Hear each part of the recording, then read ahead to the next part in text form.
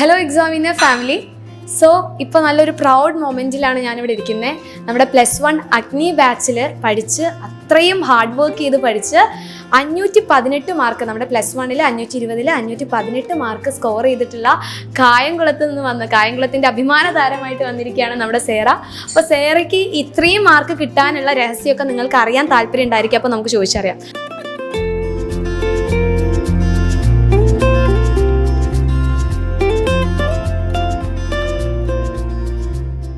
Hello Sera, അപ്പോൾ ആദ്യം തന്നെ ചോദിക്കാനുള്ളത്, ആദ്യം എനിക്ക് ചോദിക്കാനില്ല, ഈ വീഡിയോ കാണുന്ന ആൾക്കാർക്ക് ചോദിക്കാനുള്ളതായിരിക്കും, എങ്ങനെയാണ് ഇത്രയും ഒരു വലിയ മാർക്കിലോട്ട് എത്തിപ്പെട്ടത്? എങ്ങനെയാണ് പഠിച്ചിട്ടുണ്ടായിരുന്നു? ഞാൻ എക്സാമിൻ്റെ ടൈമിൽ ഒരു ദിവസം 10 മണിക്കൂർ പഠിക്കുമായിരുന്നു. 10 മണിക്കൂർ ഇങ്ങനെ ബ്രേക്കൊക്കെ എടുത്ത് പഠിക്കുമായിരുന്നു. പിന്നെ മോഡൽ എക്സാമിന് തന്നെ എക്സാമിന് വേണ്ടിയിട്ടുള്ള റിവിഷൻ നോട്ട്സ് ഫുള്ള് പ്രിപ്പയർ ആക്കി വെച്ച്. മോഡൽ എക്സാമിന് ഞാൻ പഠിച്ചില്ല, കൂടുതലും ഫൈനൽ എക്സാമിന് വേണ്ടിയിട്ടുള്ള റിവിഷൻ നോട്ട്സ് പ്രിപ്പയർ ചെയ്തു. എല്ലാ പോർഷൻസും കവർ ചെയ്യുന്ന രീതിയിലുള്ള എല്ലാം സെറ്റാക്കി റിവിഷൻ നോട്ട്സ് പ്രിപ്പയർ ചെയ്തു. എന്നിട്ട് അത് വെച്ച് ഫൈനൽ എക്സാമിന് പഠിച്ചു. അപ്പോൾ ഫുള്ള് പ്രീ പ്ലാൻ ചെയ്ത് വെച്ചിട്ടുണ്ടായിരുന്നു, അതായത് 10th കഴിഞ്ഞ് +1-ലോട്ട് എത്തുന്ന സമയത്ത് ഇന്ന കാര്യങ്ങളൊക്കെ ചെയ്യണം എന്നുള്ള ആ ഒരു പ്രീ പ്ലാൻ ഫുള്ള് സെറ്റാക്കിയിട്ടുണ്ടായിരുന്നു. അപ്പോൾ ഈ പ്ലാൻ ചെയ്ത കാര്യങ്ങളൊക്കെ കറക്റ്റായിട്ട് ഫോളോ ചെയ്യാൻ പറ്റിയിരുന്നു മോൾക്ക്? കുറേയൊക്കെ. അതായത് ഇപ്പം എക്സാമിൻ്റെ ക്ലാസ് ഓരോ ദിവസവും ക്ലാസ് ആണല്ലോ, ചിലപ്പോൾ എല്ലാ ദിവസവും കൃത്യമായിട്ട് ക്ലാസ് കാണാൻ പറ്റിയെന്ന് വരത്തില്ല. പക്ഷെ എന്നാലും അത് പിന്നെ ഇരുന്ന് കണ്ട് എല്ലാം നോട്ട്സൊക്കെ എഴുതി ഒക്കെ ചെയ്തു. അപ്പോൾ ഈ പെൻഡിങ് ആവുന്ന ക്ലാസ്സസ് ഒക്കെ മോളപ്പം എങ്ങനെ പെട്ടെന്ന് കവർ ചെയ്തിട്ടുണ്ടായിരുന്നേ? ഒന്നെങ്കിൽ സൺഡേക്ക് ഇരുന്ന് കാണും, അല്ലാന്നുണ്ടെങ്കിൽ ഓരോ മണിക്കൂർ വെച്ചിട്ട് ഓരോരോ ദിവസം ഇരുന്ന് കാണും. ഇനി അമ്മനോട് ചോദിക്കാനുള്ളത്, അപ്പോൾ മോള് നല്ല ഹാർഡ് വർക്കിംഗ് ഒക്കെയാണോ? അതെ. അപ്പോൾ മോൾക്ക് ഇത്രയും മാർക്ക് കിട്ടുമെന്ന് അമ്മയ്ക്ക് മുന്നേ ഒരു എക്സ്പെക്റ്റേഷൻ ഉണ്ടായിരുന്നു. അപ്പോൾ റിസൾട്ട് വന്ന സമയത്ത് എന്തായിരുന്നു നമ്മുടെ റിയാക്ഷൻ? ഇംഗ്ലീഷിന് ഫുള്ള് മേടിക്കേണ്ടതായിരുന്നു, കാരണം എൻ്റെ സബ്ജക്റ്റ് ഇംഗ്ലീഷാണ്.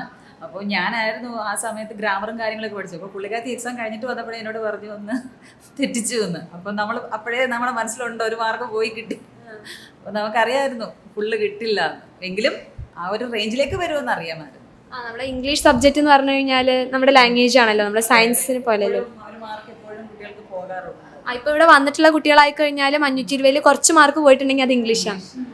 അപ്പോൾ കുഴപ്പമില്ല, എന്തായാലും മോൾ സയൻസ് സബ്ജക്റ്റിലൊക്കെ ഫുൾ മാർക്ക് എന്തായാലും സ്കോർ ചെയ്തിട്ടുണ്ടായിരിക്കും. അപ്പോൾ നമ്മുടെ അഗ്നി ബാച്ച് എത്രത്തോളം മോൾക്ക് ഇത്രയും മാർക്ക് കിട്ടാൻ വേണ്ടി യൂസ്ഫുൾ ആയിരുന്നു? അഗ്നി ബാച്ചിൽ എല്ലാവരുടെയും ക്ലാസ്സസ് കൃത്യമായിട്ട് കണ്ടാൽ തന്നെ നമുക്ക് ഒരു ടോട്ടൽ ഐഡിയ കിട്ടും. അത് ഒരുപാട് ഹെൽപ്പ് ചെയ്തിട്ടുണ്ട്. പിന്നെ അതേപോലെ ലൈവ് ക്ലാസ്സസും കാണുമായിരുന്നു, പിന്നെ ബാച്ചിലെ ക്ലാസ്സസും, പിന്നെ ബാച്ചിലെ നോട്ട് ഗൈഡ് അതും ഒരുപാട് ഹെൽപ്പ് ചെയ്തു. പ്രീവിയസ് ഇയർ ക്വസ്റ്റ്യൻസ് ആണെങ്കിലും നോട്ടാണെങ്കിലും വേറെ പ്രിപ്പയർ ചെയ്യണ്ടായിരുന്നു, അത് തന്നെ വെച്ച് അതിൽ തന്നെ മാർക്ക് ചെയ്ത് പഠിച്ചാൽ മതി. അത് ഡിലീറ്റഡ് പോർഷൻസ് ഉണ്ടെങ്കിലും അത് വെച്ച് തന്നെ പഠിക്കേണ്ട ആവശ്യമുള്ളായിരുന്നു. പിന്നെ റിവിഷൻ ബാച്ച് അവസാനമായപ്പോൾ റിവിഷൻ ബാച്ച് ഉണ്ടായിരുന്നല്ലോ, അതിൽ വന്നപ്പോഴത്തേക്കും അവിടെയും പ്രീവിയസ് ഇയർ ക്വസ്റ്റ്യൻസ് ഒക്കെ 2 മണിക്കൂറിൻ്റെയൊക്കെ ക്ലാസ്, ഒരു ചാപ്റ്റർ, ആ ഒരു പ്രീവിയസ് ഇയർ ക്വസ്റ്റ്യൻസിൻ്റെ ആ ഒരു വീഡിയോ കണ്ടാൽ മാത്രം മതി ചാപ്റ്റർ നമുക്ക് മൊത്തം മനസ്സിലാവുമായിരുന്നു. അങ്ങനെ ഒരുപാട് ഹെൽപ്പ് ചെയ്തിട്ടുണ്ട്. അപ്പോൾ മോള് പറഞ്ഞു ഞാൻ ഒരു 10 മണിക്കൂറൊക്കെ ഇരുന്ന് പഠിക്കുമായിരുന്നു പറഞ്ഞു. അപ്പോൾ മോൾക്ക് ഓരോ ടോപ്പിക്സ് പഠിക്കുന്ന സമയത്ത് കുറേ തവണ വായിച്ചു നോക്കി പഠിക്കണോ, അതോ ആ ടോപ്പിക്സ് പഠിക്കുമ്പോൾ നോട്ട്സ് ഉണ്ടാക്കിയിട്ടാണ്? അപ്പോൾ ഇത്രയും സമയം മോള് പഠിക്കുന്നുണ്ടല്ലോ, അപ്പോൾ അതെങ്ങനെയാണ് ഈ 10 മണിക്കൂർ എങ്ങനെയാണ് മോള് പഠിക്കുന്ന രീതി? ഞാൻ ആദ്യം ഒരു ചാപ്റ്റർ എടുക്കും. ഞാൻ എക്സാമിനൻ്റെ ആപ്പിലെ ക്ലാസ് എടുത്തു വെച്ച് ആദ്യം ഒന്ന് കാണും. അത് കാണുന്നതോടൊപ്പം തന്നെ ഞാൻ നോട്ട് ഒന്നെങ്കിൽ ഗൈഡിൽ അല്ലെങ്കിൽ ടെക്സ്റ്റിൽ മാർക്ക് ചെയ്യും. വേറെ എഴുതാറില്ല. പിന്നെ സ്കൂളിലെ നോട്ട് ഉണ്ടെങ്കിൽ അതിലൊന്നെങ്കിൽ അണ്ടർലൈൻ ചെയ്തിടും, അത്രയേ ഉള്ളൂ. ഞാൻ അതിൽ തന്നെ നോട്ട് വെച്ചിട്ട് അതിനോടൊപ്പം തന്നെ പഠിക്കും. പിന്നെ പ്രീവിയസ് ഇയർ ക്വസ്റ്റ്യൻസ് ഒരുപാട് ചെയ്ത് നോക്കും. ആൻസേഴ്സ് ഇല്ലാതെ കുറേ ക്വസ്റ്റ്യൻസ് എടുത്ത് വെച്ചിട്ട് ഞാൻ ചെയ്ത് നോക്കും. അപ്പോൾ ആൻസർ കിട്ടുന്നുണ്ടോ നോക്കും. അങ്ങനെ. അപ്പോൾ വളരെ സിമ്പിളായിട്ടുള്ള രീതിയിലൊന്നും അല്ല ഈ മാർക്ക് വാങ്ങിച്ചിട്ടുള്ളത്. മോൾ ആദ്യം മുതൽ തന്നെ ഫുൾ പ്ലാൻ ചെയ്ത് ഒന്ന് ജസ്റ്റ് തിങ്ക് ചെയ്യുക, 10 മണിക്കൂറൊക്കെ ഇരുന്ന് പഠിക്കുക എന്ന് പറയുമ്പോൾ, അതും കുഞ്ഞു ബ്രേക്കൊക്കെ എടുത്തിട്ടായാലും ആ ഒരു 10 hours പഠിക്കണം എന്ന് ഫിക്സ് ചെയ്തിട്ട് ആ ഒരു കാര്യം മുന്നോട്ട് വെച്ചിട്ട് തന്നെയാണ് പഠിച്ചിട്ടുണ്ടായിരുന്നത്. അപ്പോൾ ഒരു 520 വിചാരിച്ചിട്ട് തന്നെയാണ് മോള് മുന്നോട്ട് പോയിട്ടുണ്ടായിരുന്നത്. പക്ഷേ ലാംഗ്വേജിൽ പോയതുകൊണ്ട് അത് സയൻസ് സബ്ജക്റ്റ് നോക്കുകയാണെങ്കിൽ മോൾക്ക് ഫുൾ മാർക്ക് ഉണ്ട്, എല്ലാ സബ്ജക്റ്റിലും ഫുൾ മാർക്ക് ഉണ്ട്. അപ്പോൾ ഈ മോൾക്ക് ഏറ്റവും ഇഷ്ടപ്പെട്ട സബ്ജക്റ്റ് ഏതാ? എനിക്ക് മാത്സും ഫിസിക്സും ആയിരുന്നു എനിക്ക് ഏറ്റവും ഇഷ്ടം. അത് അലൻ സാറും അലക്സ് സാറും പഠിപ്പിക്കുന്നത് എനിക്ക് ഏറ്റവും ഇഷ്ടം. അവർ രണ്ടുപേരുടെയും പഠിപ്പിക്കുന്ന രീതിയൊക്കെ എനിക്ക് ഭയങ്കര ഇഷ്ടമാണ്. എനിക്ക് അവരുടെ ക്ലാസ് അറ്റൻഡ് ചെയ്യാനേ ഭയങ്കര ഇഷ്ടമാണ്. പിന്നെ +1 വന്നപ്പോൾ ബയോമാത്സ് എടുക്കുന്ന സമയത്ത് ഒരു കൺഫ്യൂഷൻ ഉണ്ടായിരുന്നു, കമ്പ്യൂട്ടർ എടുക്കണോ ബയോളജി എടുക്കണോ എന്ന്. അപ്പം അർച്ചന മിസ്സിനെ വിചാരിച്ചുകൊണ്ടാണ് ഞാൻ ബയോളജി പോലെ എടുത്തത്. ഓക്കെ, അപ്പോൾ നമ്മുടെ എക്സാമിനർ ഫാക്കൽറ്റി അല്ലേ, അതായത് നമ്മുടെ അർച്ചന മിസ്സിൻ്റെ ക്ലാസ് ചെയ്യോ ഇനി ഞാൻ 10 കഴിഞ്ഞ് +1 എത്തുന്ന സമയത്ത് എനിക്ക് മിസ്സാവുമല്ലോ, അപ്പോൾ ആ ക്ലാസ്സസ് എനിക്ക് കാണാമല്ലോ എന്ന് പറഞ്ഞ് ബയോമാക്സ് എടുത്ത് മോള് പഠിച്ചു. അപ്പോൾ എങ്ങനെ ഉണ്ടായിരുന്നു? മോൾക്ക് ബയോളജി ബുദ്ധിമുട്ടുള്ള സബ്ജക്റ്റ് ആണോ? ബയോളജി വന്നിട്ട് ഇപ്പം മാത്സ്, ഫിസിക്സ്, കെമിസ്ട്രി ഒക്കെ വന്നിട്ട് നമുക്ക് തിയറി ഉണ്ട്, പ്രോബ്ലം ഉണ്ട്, അങ്ങനെ ഒരുപാട് നമുക്ക് മീൻസ് കാണാതെ പഠിക്കേണ്ട ആവശ്യമില്ല, എല്ലാം അങ്ങനെ. പക്ഷേ ബയോളജിയിലേക്ക് വരുമ്പോൾ നമുക്ക് ഫുൾ തിയറി ആണല്ലോ, എല്ലാം നമ്മൾ ബൈഹാർട്ട് ചെയ്ത് പഠിക്കണം. പിന്നെ +1 വന്നപ്പം പോർഷൻസ് ഒക്കെ ഒരുപാട് വലുതായി, എല്ലാം ഒരു ചാപ്റ്റർ ഇങ്ങനെ പഠിച്ച് വരുമ്പോൾ ബാക്കി എന്നുള്ളതൊക്കെ മറക്കും, അങ്ങനെ കുറച്ച് ബുദ്ധിമുട്ടൊക്കെ ഉണ്ടായിരുന്നു. പക്ഷേ കുഴപ്പമില്ലായിരുന്നു. ഓക്കെ, അപ്പോൾ മോൾ എന്തായാലും അടിപൊളിയായിട്ട് തന്നെയാണ് ആദ്യം ആ ടൈം ടേബിൾ ഫോളോ ചെയ്ത് മാക്സിമം പോകാൻ വേണ്ടിയിട്ട് മോൾ നോക്കിയിട്ടുണ്ടായിരുന്നു. അപ്പോൾ മോൾക്ക് ഇനി ഇപ്പോൾ സാധാരണ നമ്മൾ എല്ലാ കുട്ടികളോടും ചോദിക്കുന്ന സമയത്ത്, ഇപ്പോൾ ഞാനൊക്കെ എൻ്റെ ആ ഒരു സമയത്തൊക്കെ ആണെങ്കിൽ ചോദിക്കുമ്പോൾ ഏറ്റവും ബുദ്ധിമുട്ടുള്ള സബ്ജക്റ്റ് ഏതാണെന്ന് വെച്ചാൽ മാത്സാണ്, മാത്സ്, ഫിസിക്സ്. പക്ഷേ മോള് പറയുന്നത് ഫിസിക്സും മാത്സുമാണ് എൻ്റെ ഫേവറേറ്റ്. നമ്മൾ സാധാരണ ഈ ബയോളജി അതിങ്ങനെ പഠിച്ചാൽ മതിയല്ലോ, മറ്റേതിങ്ങനെ കണ്ടെത്തിയിട്ട് ഇങ്ങനെ അവസാനം 2 വര ഇടാൻ കിട്ടൂല. ഈ മാത്സ് ഒക്കെ ചെയ്യുമ്പോൾ നമുക്ക് ഏറ്റവും കൂടുതൽ ഹാപ്പിനെസ് ഉണ്ടാവുക, എല്ലാം ചെയ്ത് കഴിഞ്ഞാൽ അവസാനം 2 ഒരു അണ്ടർലൈൻ ചെയ്യാറുണ്ട്, അപ്പോഴാണ് ഒരു സന്തോഷം. പക്ഷെ ഇങ്ങനെ ചെയ്യുമ്പോൾ അത് ഇടാൻ കിട്ടുന്ന ചാൻസ് വളരെ കുറവായിട്ടാണ് കിട്ടുന്നത്. അപ്പോൾ മോൾ എങ്ങനെയാണ് ഈ 2 സബ്ജക്റ്റിന് ഏറ്റവും ഇഷ്ടപ്പെടാനുള്ള കാരണം എന്താ? അത് ഒന്നെന്ന് പറഞ്ഞു കഴിഞ്ഞാൽ നമ്മളൊന്നും കാണാതെ പഠിക്കേണ്ട, മാത്സ് ആകുമ്പോൾ കാണാതെ പഠിക്കേണ്ട. ഇപ്പോൾ ഇക്വേഷൻസ് ആണെങ്കിലും കാണാതെ പഠിക്കേണ്ട ആവശ്യമില്ല. ഒരു ക്വസ്റ്റ്യൻ ഒരു 2-3 തവണ ചെയ്ത് പഠിക്കുമ്പോൾ തന്നെ നമുക്കത് മനസ്സിലാവും. അപ്പം പിന്നെ ഒരുപാട് പ്രീവിയസ് ഇയർ ക്വസ്റ്റ്യൻസും ഒരുപാട് മോഡൽ ക്വസ്റ്റ്യൻസും ഒക്കെ ചെയ്ത് കഴിയുമ്പോൾ നമുക്കത് തറവായിരിക്കും. ആ ഒരു രീതിയിലുള്ള ഏത് ക്വസ്റ്റ്യൻസ് വന്നാലും ഫൈനൽ ആൻസർ തെറ്റിപ്പോയാലും നമുക്ക് അവിടെ വരെയുള്ള സ്റ്റെപ്പ് നമുക്ക് കറക്റ്റായിട്ട് ചെയ്യാനുള്ള ഒരു ഐഡിയ കിട്ടും. പ്രീവിയസ് ഇയർ ക്വസ്റ്റ്യൻസ് മാത്രം ചെയ്താൽ മതി. അതേപോലെ തന്നെ ഫിസിക്സ് ആണെങ്കിലും തിയറിയൊക്കെ പഠിക്കാൻ എളുപ്പമാണ്. അലക്സാറും ദിൽഷ മിസ്സും അടിപൊളിയായിട്ട് പഠിപ്പിച്ചായിരുന്നു. അവസാനമൊക്കെ ആയപ്പോഴത്തേക്കും നന്നായിട്ടുണ്ടായിരുന്നു. പിന്നെ ഡെറിവേഷൻസും പ്രോബ്ലം ഒക്കെ അടിപൊളിയായി. ഓക്കെ, അപ്പോൾ ബയോളജി മോള് പറഞ്ഞു എനിക്ക് തിയറി പഠിച്ചെടുക്കാൻ ബുദ്ധിമുട്ടായിരുന്നു എന്ന്. അപ്പോൾ മോള് ബയോളജിക്ക് കുറേ നേരം ടൈം സ്പെൻഡ് ചെയ്ത് എങ്ങനെയായിരുന്നു ബയോളജി പഠിച്ചിട്ടുണ്ടായിരുന്നത്? ബയോളജി ഞാൻ ആദ്യം ബോട്ടണി ഒരു 2 ചാപ്റ്റർ പഠിക്കും, സുവോളജി 2 ചാപ്റ്റർ പഠിക്കും, എന്നിട്ട് അത് റിവൈസ് ചെയ്യും.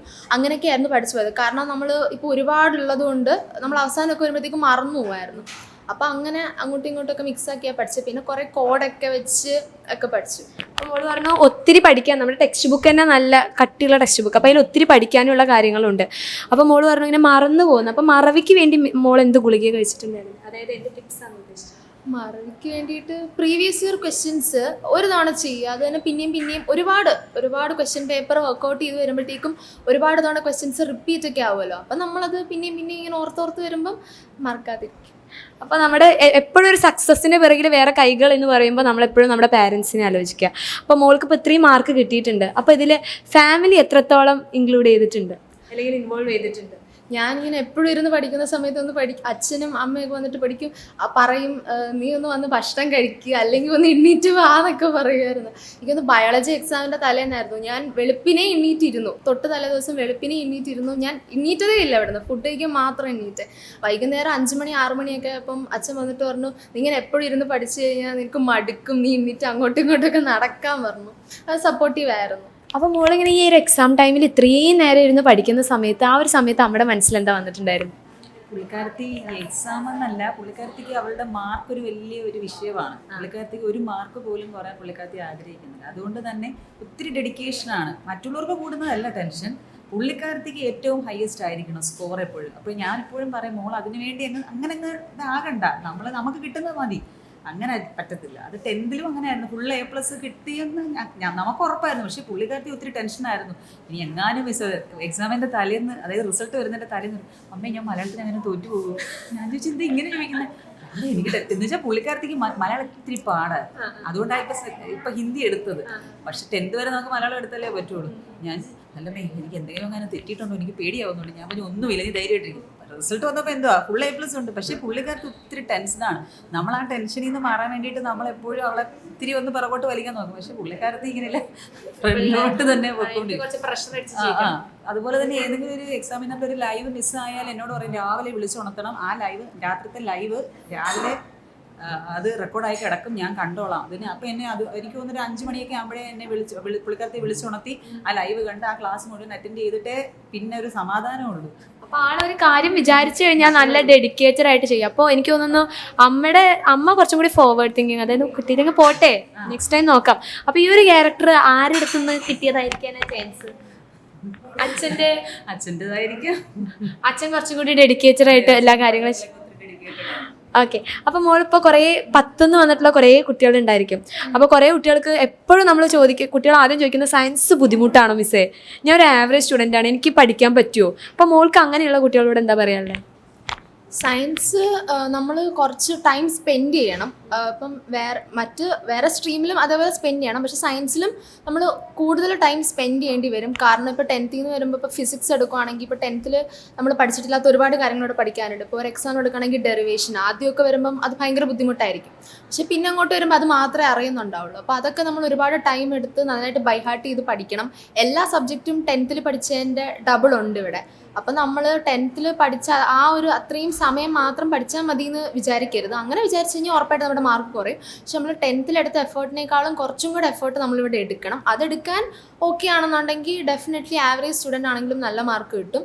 അതേപോലെ ഒരു ടൈം ടേബിളൊക്കെ വെച്ച് പഠിക്കുക. ആൻഡ് ഇപ്പം എക്സാമിനറിൻ്റെ ബാച്ചിലാണെങ്കിലും ടൈം ടേബിളൊക്കെ വെച്ചിട്ട് ക്ലാസ്സസ് ഉണ്ട്, അത് കൃത്യമായിട്ട് ഫോളോ ചെയ്യുക. നോട്ട്സ് ഇപ്പം എക്സാമിനറിൻ്റെ ഗൈഡുണ്ട്, അതൊക്കെ കൃത്യമായിട്ട് അതിലുള്ള നോട്ട്സ് മാർക്ക് ചെയ്ത് പഠിക്കുക. പിന്നെ സ്കൂളിൽ ടീച്ചേഴ്സ് ഉണ്ട്, അവരുടെയും ഹെൽപ്പ് മേടിക്കുക. അങ്ങനെ എല്ലാം വെച്ച്. അപ്പോൾ ഈ പഠനം അല്ലാതെ മോൾക്ക് എന്തെങ്കിലും എക്സ്ട്രാ ആക്ടിവിറ്റി അങ്ങനെ എന്തെങ്കിലും? റീഡിങ് പുള്ളിക്കാരത്തേക്ക് സ്വന്തമായിട്ടൊരു യൂട്യൂബ് ചാനലൊക്കെ ഉണ്ട്. ആണ്, ഏതാണ് ആ യൂട്യൂബ് ചാനൽ? സേറ റീഡ്സ്. അപ്പോൾ ബുക്സിനെ കുറിച്ചിട്ടാണോ ആൾ? റിവ്യൂസ് ഒക്കെ റിവ്യൂ ചെയ്യും. എനിക്ക് തോന്നി ആൾ നല്ല ടോക്കറ്റീവാണ്, സംസാരിക്കുമ്പോൾ ആളിങ്ങനെ ഫ്ലോയിൽ. അതുകൊണ്ട് എനിക്ക് വലിയ ബുദ്ധിമുട്ടില്ല. കുട്ടി എന്നെ ചോദിച്ചു കഴിഞ്ഞാൽ ആളെന്നെ എല്ലാം പറഞ്ഞുകൊണ്ട് പോയിക്കോളൂ. അപ്പോൾ ഞാൻ വിചാരിച്ചു നന്നായിട്ട് സംസാരിക്കണ്ടല്ലോ, അപ്പോൾ ഇതിൻ്റെ പിന്നിൽ അതാണ്. അപ്പോൾ ഇതിനോടൊക്കെ താല്പര്യമാണ്. അപ്പോൾ മുന്നേ തുടങ്ങിയതാണോ മോളിതൊക്കെ? ഞാൻ 8th പഠിക്കുമ്പോൾ സ്റ്റാർട്ട് ചെയ്തത്. കൊറോണയാണ് പുള്ളിക്കാരത്തെ അതിലേക്ക് തിരിച്ചുവിട്ടത്. ഓക്കെ, അപ്പോൾ ഈ പഠനവും ഇപ്പം ഇത്രയും പഠിക്കാനുള്ള സമയത്ത് മോൾക്ക് ഇതിന് സമയം കണ്ടെത്താൻ പറ്റിയിട്ടുണ്ടായിരുന്നു അങ്ങനെ? ഇല്ല, ഞാൻ 11th പഠിക്കുന്ന സമയത്ത് കുറച്ച് ബുക്സേ വായിച്ചിട്ടുണ്ടായിരുന്നുള്ളൂ. പിന്നെ സ്കൂളിലൊക്കെ പോയിരുന്ന് വായിക്കും. പക്ഷേ സ്കൂളിൽ പിന്നെ കൂടുതൽ ഫ്രണ്ട്സിൻ്റെ കൂടെ ഒക്കെ ഇരിക്കും. പിന്നെ വീട്ടിൽ വന്നു കഴിഞ്ഞാലും അങ്ങനെ സമയമൊന്നും കിട്ടാറില്ല. പിന്നെ എപ്പോഴെങ്കിലുമൊക്കെ സമയം കണ്ടെത്തി വായിക്കും. ഓക്കെ, മോൾക്ക് ഇനി ഫ്യൂച്ചറിൽ ആരായി തീരാനാണ് ആഗ്രഹിക്കുന്നത്? എനിക്കൊരു IPS ഓഫീസർ ആവണമെന്നാണ് ആഗ്രഹം. അപ്പോൾ അതിന് വേണ്ടിയിട്ട് ഇപ്പം തന്നെ പ്രിപ്പറേഷനൊക്കെ തുടങ്ങിയിട്ടുണ്ടോ? ഇല്ല, അങ്ങനെയൊന്നും സ്റ്റാർട്ട് ചെയ്തില്ല. എന്തായാലും അങ്ങോട്ട് എത്താൻ വേണ്ടി എന്തായാലും മോൾ അത്രയും ഡെഡിക്കേറ്റഡ് ആണ് എന്ന് പറഞ്ഞ സ്ഥിതിക്ക് മോൾക്ക് തോന്നുന്നു അതിന് വേണ്ടിയിട്ട് തന്നെ നന്നായിട്ട് ഹാർഡ് വർക്ക് ചെയ്യും. അപ്പോൾ ഇതേപോലെ തന്നെ അടിപൊളിയായിട്ട് പഠിക്കുക. +2 1200 1200 മാർക്കും വാങ്ങിച്ച് നെക്സ്റ്റ് ഇൻ്റർവ്യൂവിൽ മോൾ ഇങ്ങോട്ട് വരിക. അന്ന് അച്ഛനെ എല്ലാവരും കൂട്ടിയിട്ട് വരിക. So all the best, congrats.